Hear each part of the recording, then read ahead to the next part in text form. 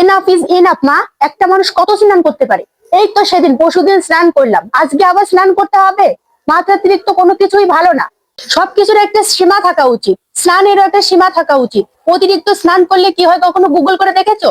দাঁড়াও আমি দেখছি। এই যে দেখো বলছে ড্রাই স্কিন, হেয়ার ফল, ইচিং, এই যে কত কি ক্র্যাকড স্কিন। ক্র্যাকড স্কিন মানে বোঝো? মানে একদম ছাল চামড়া সব উঠে যাবে স্নান করতে করতে। ছোটবেলায় মেরে মেরে ছাল উঠিয়ে দিতে, এখন স্নান করে চামড়া ওঠানোর মতো পরিকল্পনা করছো। শীতকালে তো স্নানই করতে নেই, তাও করলে যদি একদিন দুই দিন পর পর করা উচিত, তাও এটা ভাবা উচিত, আসলে করা উচিত নয়। আরো কি কি সমস্যা শুনবে? শুনলে তো তোমার মাথা খারাপ হয়ে যাবে। দাঁড়াও পড়ে শোনাচ্ছি। Allow bad bacteria to enter through cracked skin, মানে একদম ব্যাড ব্যাকটেরিয়া ঢুকে যাবে। তাও যদি ভালো ব্যাকটেরিয়া হতো, ব্যাকটেরিয়া ঢুকে আমাকে মেরে ফেলার পরিকল্পনা। তাও যদি ভালো ব্যাকটেরিয়া হতো মানা যেত, এটা একদম ব্যাড ব্যাকটেরিয়া, আমি পারবো না স্নান করতে।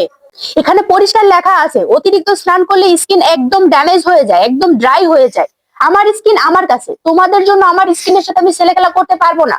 ঠান্ডা কম পড়েছে দেখে এখনো দুদিন বাদে বাদে স্নান করছি। আমি তো ভেবেছি অতিরিক্ত ঠান্ডা পড়লে অনির্দিষ্টকালের জন্য স্নান বন্ধ করে দেবো একদম।